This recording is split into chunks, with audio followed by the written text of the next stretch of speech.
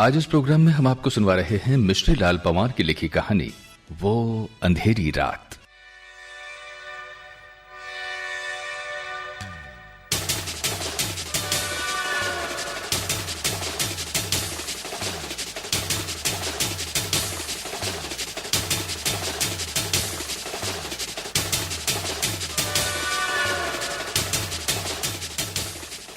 Train तूफानी गति से दौड़ी जा रही थी। डिब्बे में करीब करीब सभी यात्री नींद में थे। रात के घनघोर अंधेरे को चीरते हुए रेल अपनी मंजिल की ओर बढ़ रही थी।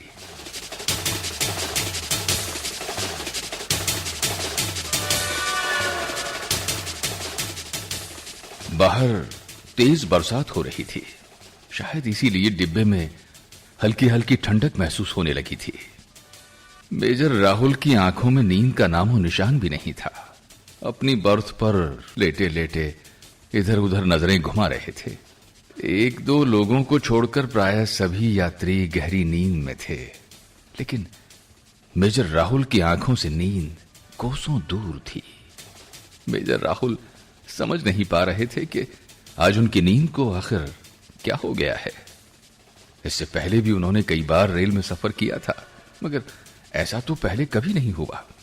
अक्सर उन्हें बर्थ पर पड़ते ही नींद आ जाया करती है।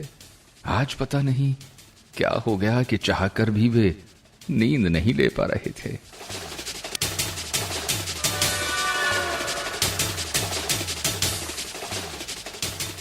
उन्होंने घड़ी में समय देखा। रात्रि के 1:30 बजने वाले थे। बाहर से आ रही आवाज से मालूम चल रहा था कि वर्षा तेज हो गई है। इधर डिब्बे में भी ठंड बढ़ने लगी। मेजर राहुल को भी जब ठंडक ने सताना शुरू किया तो उन्होंने अपने सूटकेस से एक कंबल निकालकर ओढ़ ली। उन्हें अब कुछ राहत सी मिली। वे अपनी बर्थ पर आराम से सो गए और आंखें बंद कर ली। इतने में सामने वाली बर्थ पर कुछ हलचल की आवाज सुनाई दी। मेजर राहुल ने अपने मुंह पर से कंबल हटाई। सामने वाली सीट पर यात्रा कर रहे बुजुर्गवार मौलाना साहब अपने बैग में कुछ ढूंढ रहे थे, साथ ही बड़बड़ाते भी जा रहे थे। मेजर राहुल समझ गए थे कि बुजुर्गवार ओढ़ने के लिए अपने बैग में से कुछ ढूंढ रहे थे और मनचाही चीज उन्हें मिल नहीं रही थी। शायद ठंड ने उन्हें भी परेशान करना शुरू कर दिया था। मेजर राहुल ने अपना सूटकेस खोला और एक शॉल निकालकर बुजुर्गवार की तरफ बढ़ा दी। इसे ओढ़ लीजिए, ये पाक साफ है, एकदम नई है। मैंने 2 रोज पहले ही अपने पिताजी के लिए श्रीनगर में खरीदी थी। ये आपके काम आएगी तो मुझे खुशी होगी।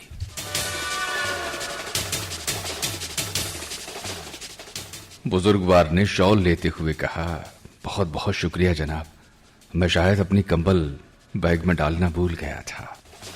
फिर अचानक पूछ बैठे, आप श्रीनगर में रहते हैं क्या? नहीं जनाब, मैं तो जोधपुर का रहने वाला हूं। श्रीनगर में मेरी पोस्टिंग है। अच्छा, तो गोया घर जा रहे हैं? जी, घर ही जा रहा हूं। पिछले 3 बरस से घर नहीं गया। इस बार होली अपने परिवार के साथ मनाने की बहुत इच्छा हो रही थी, इसलिए 2 महीने की छुट्टी पर घर जा रहा हूं।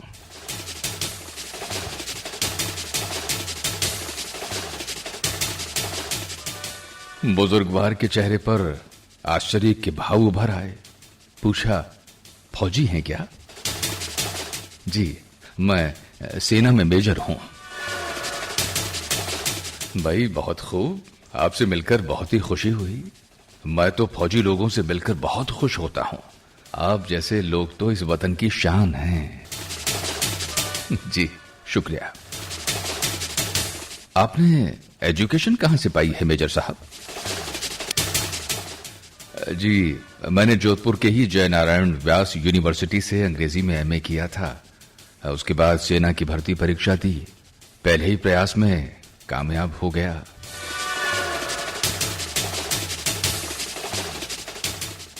घर में कौन कौन है? इस सवाल के जवाब में मेजर साहब बोले, सब हैं, माता जी हैं, पिताजी हैं, दादाजी दादी जी हैं, एक छोटी बहन है जिसका ब्याह हो गया है। फिर पूछा, आप शादीशुदा नहीं हैं? जी, बचपन में हुआ था ब्याह मेरा भी, जब मैं 5वीं क्लास में पढ़ता था। तब घर वालों ने मेरी शादी रचा दी थी। ओह, तो यूं कहिए कि आपका बाल विवाह हुआ था। जी जी जी जी, उस समय तो मैं कुछ समझता भी नहीं था। कितनी बुरी बात है मेजर साहब, आपके मारवाड़ में बाल विवाह बहुत होते हैं। खैर, इसमें आप क्या कर सकते थे? अगर आप बुरा नहीं माने तो एक बात पूछें आपसे। जी जरूर पूछिए ना। शादीशुदा होकर 3-3 साल तक घर नहीं जाते, ये तो आप अपनी बीवी साहिबा के साथ बहुत नाइंसाफी कर रहे हैं। दुल्हन बिटिया आपसे कुछ कहती नहीं है क्या? बुजुर्गवार मौलाना की बात सुनकर मेजर राहुल का चेहरा मुरझा गया। वो बुझे मन से बोले, बचपन में ब्याह हुआ और कुछ समझने की उम्र में पहुंचते पहुंचते तो हमारा तलाक भी हो गया था।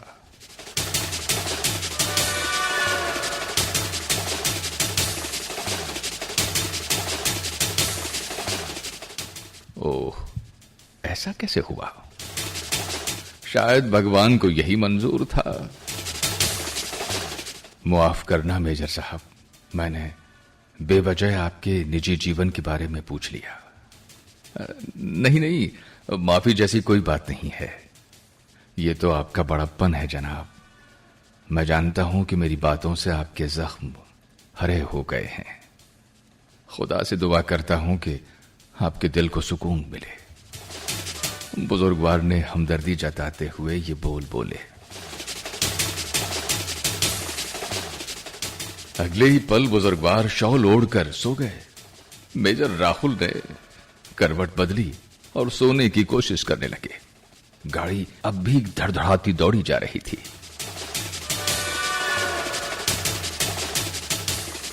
वर्षा शायद अब बंद हो गई थी।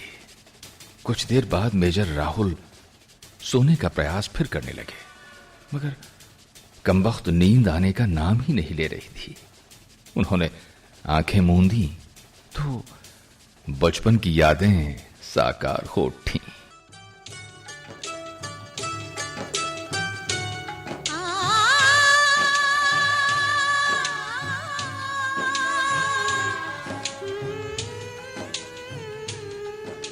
उस दिन रविवार की छुट्टी थी।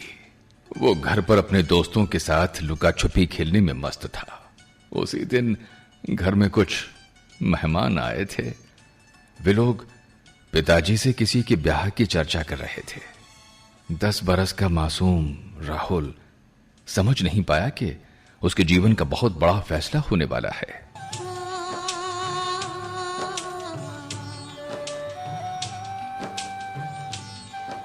अगले रोज मां ने बताया कि उसका रिश्ता हो गया है।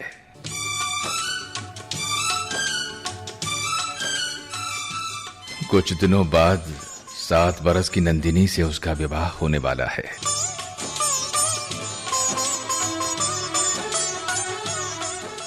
घर में सब बहुत खुश थे।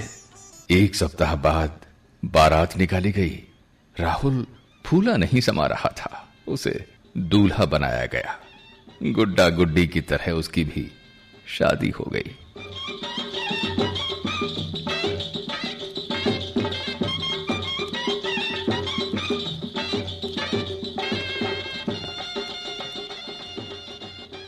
धीरे धीरे समय गुजरता रहा। राहुल 18 बरस का हुआ तो उसे समझ में आया कि उसकी तो शादी हो चुकी है। अब नंदिनी को देखने की चाह मन में हिलोरे मारने लगी। एक दिन वो नंदिनी के गांव जा पहुंचा। चुपके से स्कूल जाती नंदिनी को देखा तो खुशी से झूम उठा।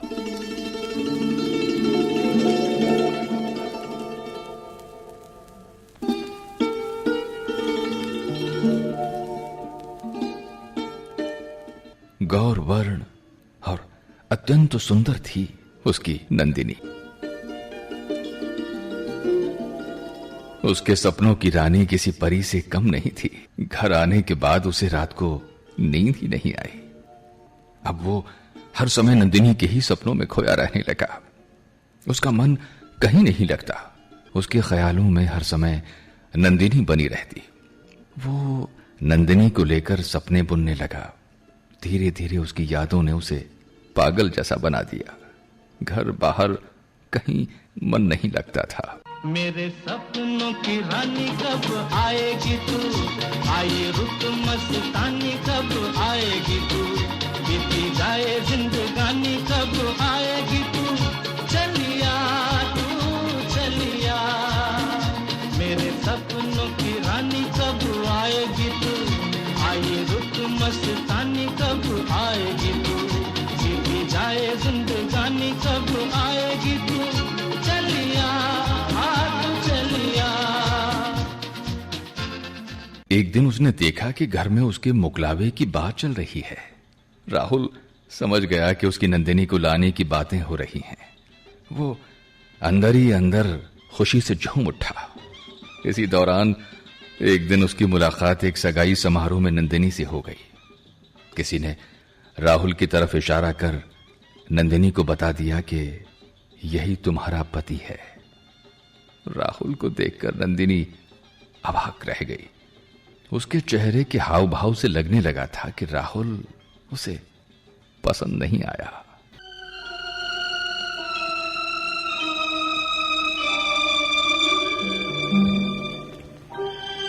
इसी दौरान सुनने में आया कि नंदिनी बाल विवाह से खुश नहीं है। नंदिनी ने अपने घर वालों से साफ साफ कह दिया था कि वो इस विवाह को नहीं मानती। वो राहुल की बीवी बनकर उस घर में कभी नहीं जाएगी।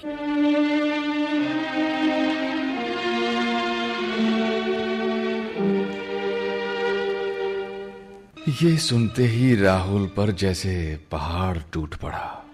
वो समझ गया कि नंदिनी की तरह वो सुंदर नहीं है। उसकी कुरूपता ही उसके जीवन का अभिशाप बन गई है। दोनों परिवारों में रिश्ता बना रहे, इसको लेकर समाज के लोगों ने भी कोशिशें की, मगर बात नहीं बनी।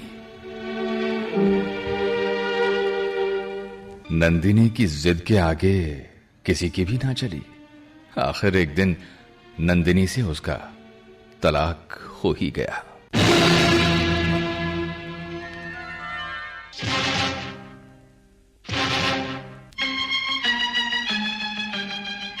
राहुल की जिंदगी की तमाम खुशियां पल भर में आंसुओं में बदल कर रह गईं। वो कई दिनों तक घर में छुप छुप कर रोता रहा। उसका मन कहीं नहीं लगता। पागलों की तरह गांव में इधर से उधर भटकता रहता। एक दिन उसने खुदकुशी करने का फैसला कर लिया।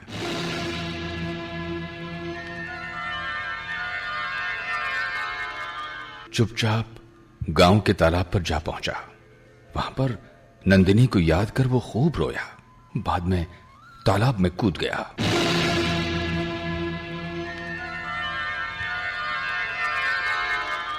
उसके मुंह में पानी भरने लगा। कुछ ही क्षणों में वो अचेत हो गया।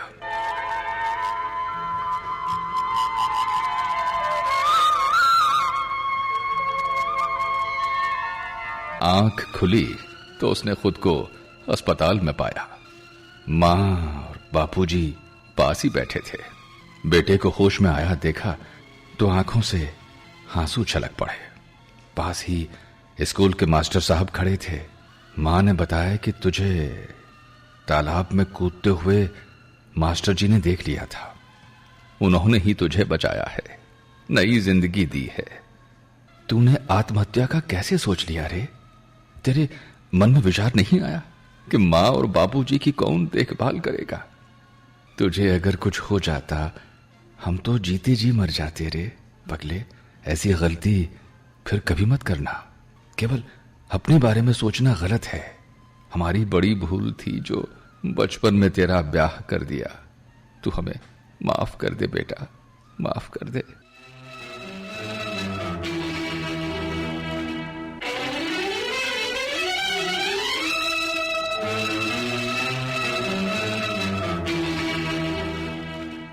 2 दिन बाद राहुल तंदुरुस्त होकर घर लौट आया।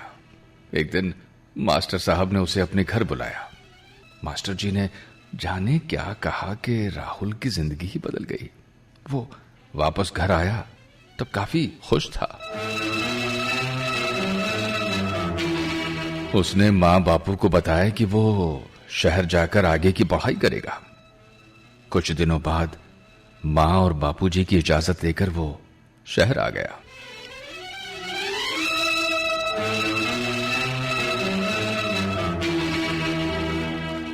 देखते ही देखते 5 बरस गुजर गए। उसने अंग्रेजी में एमए कर लिया। इस दौरान लोगों से पता चला कि नंदिनी के घर वालों ने उसकी एक दूसरे गांव में शादी कर दी है। एक दिन दोस्तों ने बताया कि सैन्य सेवा में भर्ती चल रही है। सेना भर्ती की बात चली तो विचार किया कि चलो इस जिंदगी को वतन की सेवा में ही लगा देते हैं। संयोग से उसका चयन हो गया।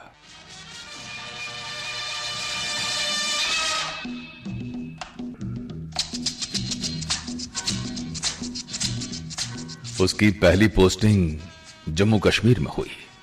अपने शहर से दूर आकर उसे बहुत सुकून मिला, मगर नंदिनी को अभी भी नहीं भूल पाया था वो।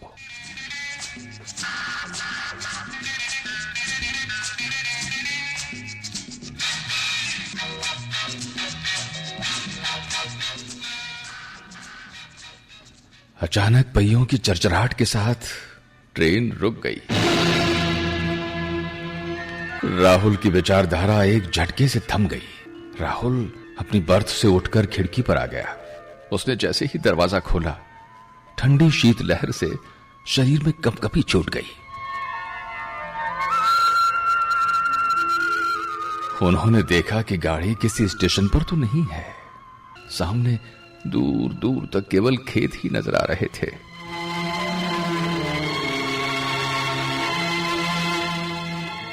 उससे भी आगे किसी गांव के होने का आभास हो रहा था। चांद की धवल चांदनी में खेतों का नजारा मन मोह रहा था। इसी दौरान उनके पास से गाड़ी का गार्ड गुजरा तो राहुल ने पूछा, क्या हुआ सर, गाड़ी क्यों रुक गई है? जवाब मिला, एक्सीडेंट हुआ है। ट्रेन के आगे बारातियों से भरा एक ट्रैक्टर आ गया है। कई लोग मारे गए हैं।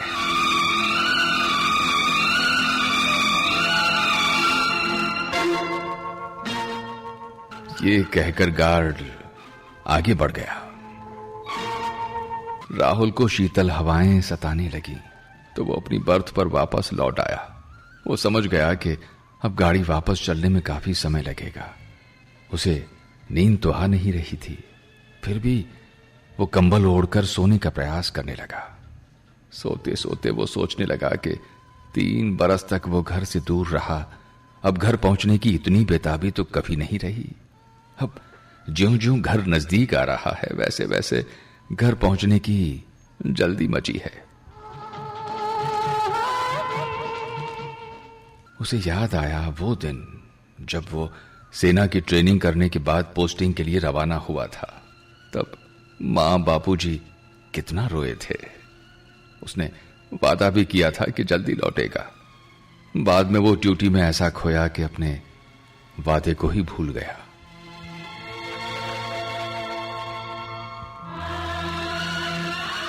पिछले 3 वर्षों में मां बापू ने उसके लिए न जाने कितनी लड़कियां देख ली।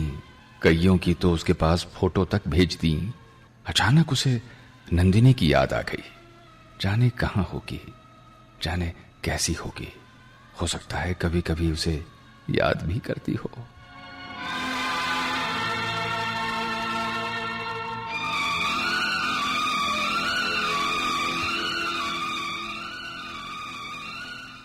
यूं सोचते सोचते न जाने कब उसकी आंख लग गई।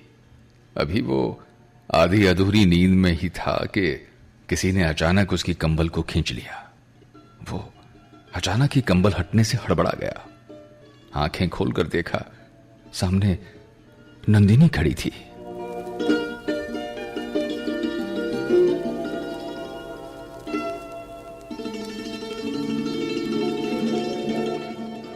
राहुल ने नंदिनी को यूं अपने सामने देखा तो आंखों पर यकीन नहीं हुआ।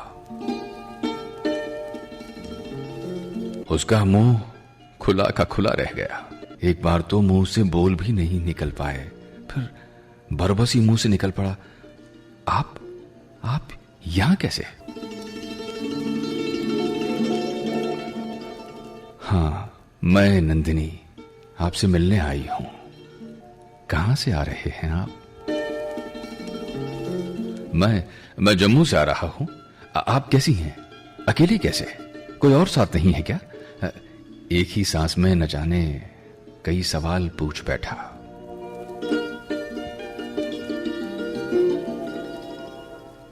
देख लीजिए, आपके सामने हूं, बिल्कुल भली चंगी हूं।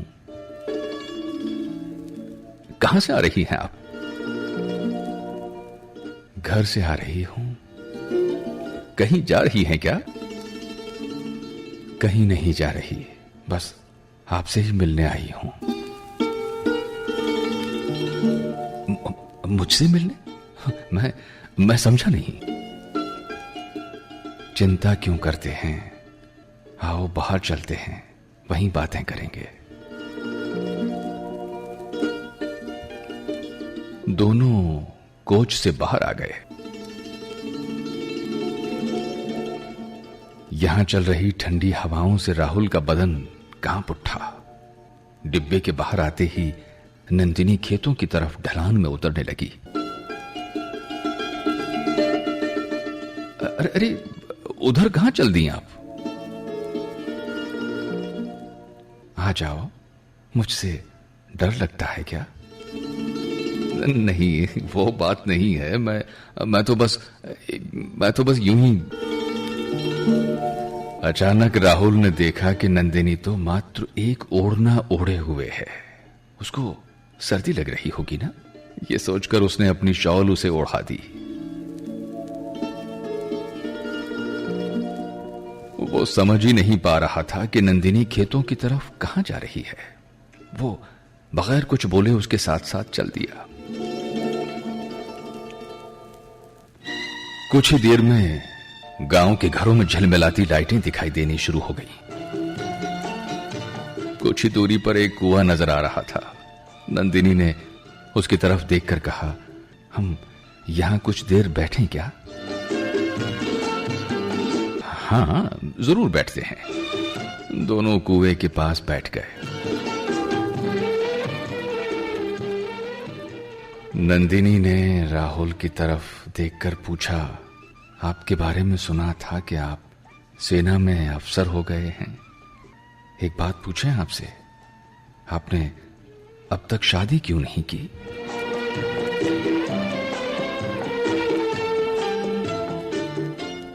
मैंने दोबारा शादी नहीं की।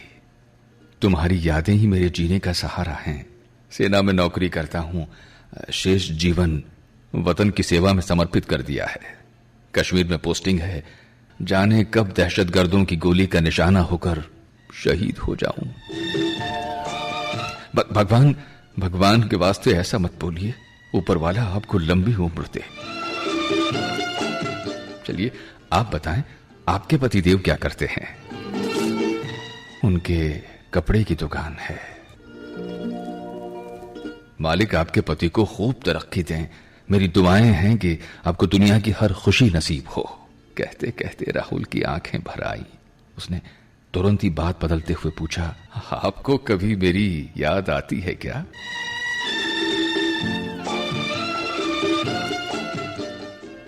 गुजरी बातों को याद करने से क्या फायदा? ये पुरानी बातें तो केवल दुख ही देना जानती हैं। कई बार तो जीने भी नहीं देती। ये कहते कहते नंदिनी की आंखें भी छलछला आईं।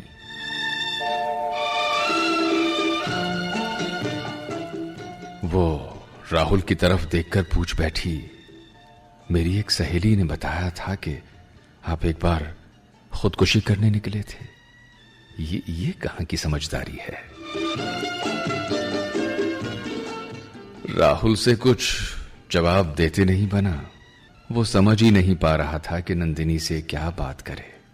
अचानक वो पूछ बैठा, आपके परिवार में कौन कौन है? सब हैं, सास हैं, ससुर हैं, पति हैं। आपका ससुराल तो किसी गांव में है ना? हाँ, गांव में है। ये सामने जो गांव दिखाई दे रहा है ना, यही ससुराल है। राहुल को थकान सी महसूस हुई तो नंदिनी के कांधे पर सर रखकर सो गया। उसने नंदिनी की आंखों में पहली बार देखा। उसे लगा कि नंदिनी की आंखों में उसके प्रति एक चाहत तो है। वो शायद बचपना रहा होगा। राहुल ने नंदिनी की आंखों में झांकते हुए पूछा, आपसे एक बात पूछूं? जी, पूछिए। क्या बचपन में शादी मैंने अपनी मर्जी से की थी? ना, नहीं। फिर मुझे ही सजा क्यों मिली? ये सवाल सुनकर नंदिनी भी खामोश हो गई। फिर कुछ अंतराल के बाद नंदिनी ने राहुल से नजरें चुराते हुए पूछा, एक बात हम भी पूछें आपसे? राहुल ने कहा, हाँ, कहिए ना। वो बोली, आप मेरी खातिर ही सही कोई पढ़ी लिखी लड़की पसंद करके शादी कर लीजिए। आपके जीवन में खोई हुई खुशियां फिर लौट आएंगी।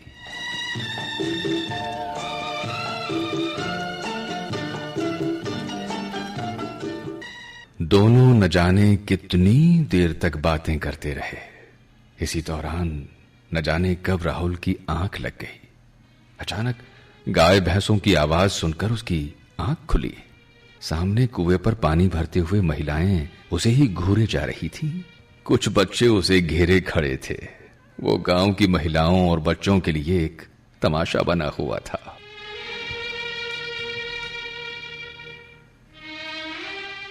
भोर होने वाली थी। अपनी ये हालत देखकर वो जल्दी से उठ बैठा। पास ही उसकी वो शॉल पड़ी थी जैसे उसने रात को नंदिनी को ओढ़ाया था। वो सोचने लगा कि नंदिनी उसे इस हालत में अकेला छोड़कर कहां चली गई। उसने पलटकर देखा, उसकी ट्रेन अभी भी अपने स्थान पर ही खड़ी थी। वो तुरंत ही खड़ा हो गया। एक नजर गांव की तरफ देखा। वो ज्यादा दूर नहीं था। मन में विचार आया कि जाते जाते एक बार नंदिनी से मिल तो लूं। वो गांव की तरफ चल दिया।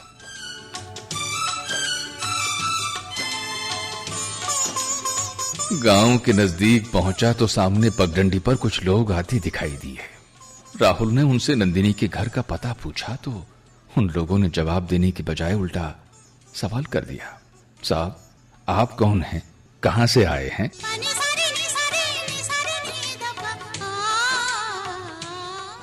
राहुल ने अपने बारे में बताया तो एक बुजुर्ग बोला, साहब आप जिसकी बात कर रहे हैं उसे तो भगवान के घर गए बरसों बीत गए।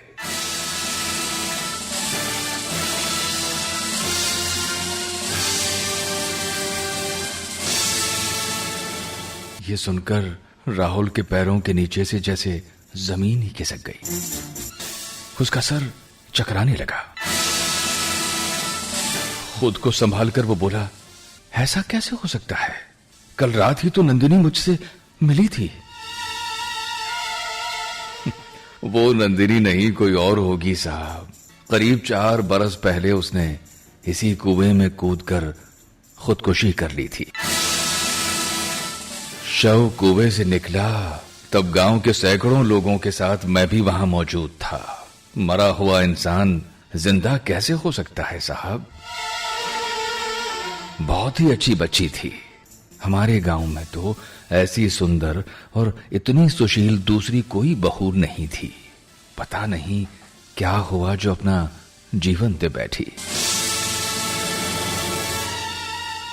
हाँ, एक बात जरूर थी कि वो अपने पहले पति को बहुत याद करती थी। यहां आने के बाद तो बड़ी मुश्किल से 1 साल भी पूरा नहीं निकाल पाई।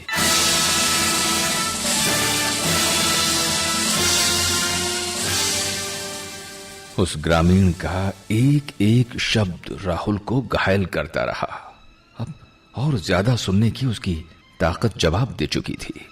वो पलट पड़ा, दौड़ते हुए कुएं पर पहुंचा। कुएं के अंदर झांककर जोर जोर से पुकारने लगा, नंदिनी, नंदिनी, ओ नंदिनी। दूसरे ही पल उसकी आवाज से कुआं गूंज उठा। इधर अचानक इंजन की सीटी सुनाई दी। राहुल ने देखा कि उसकी ट्रेन चलने के लिए सीटी दे रही है। उसने कुएं के पास पड़ी अपनी शॉल को उठाया और गाड़ी की तरफ दौड़ पड़ा। गाड़ी ने एक बार फिर सीटी दी। राहुल ने गाड़ी पर नजर डाली। गाड़ी सरकनी शुरू हो गई थी। राहुल ने अपनी स्पीड तेज कर दी। इधर गाड़ी भी स्पीड पकड़ने लगी। राहुल भी तेजी से दौड़ने लगा। अचानक उसका पांव किसी पत्थर से टकराया और वो धड़ाम से गिर पड़ा। सिर में गहरी चोट लगी। अचेत होते होते उसने देखा कि उसकी ट्रेन बहुत दूर निकल गई है। अगले ही पल वो बेहोश हो चुका था।